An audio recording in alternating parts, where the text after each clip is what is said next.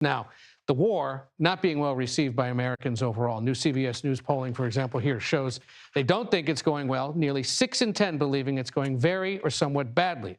There's also economic concerns. 63% of Americans say the war is weakening the economy, at least in the short term. Most are now calling the Iran conflict, look at this, a war of choice, not of necessity. And most believe the Trump administration still hasn't clearly explained the ultimate goal of the war. So for more, let's bring in CBS News Executive Director of Elections and Surveys, Anthony Salvanto.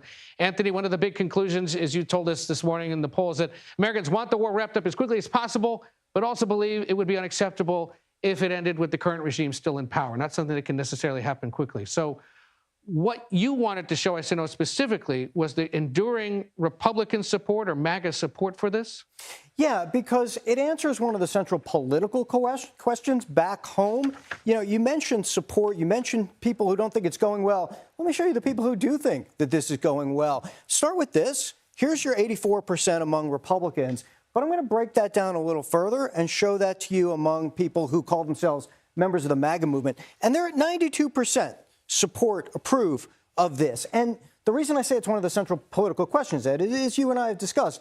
This is something that wasn't necessarily what they expected during the 24 campaign, but how are they receiving it now? That positive rating is in part due, and maybe this isn't a surprise for that MAGA base, to their strong support and confidence in the president. So let me show you this. This is confidence in Trump's making the right decisions on the conflict. But for MAGA Republicans, you see 3/4 say they have a lot of confidence, even, add the rest who have some. It's that personal connection and just larger context on issue after issue, including military ones, including what happened in Venezuela. We have seen the MAGA base back the president, partly because of that personal connection.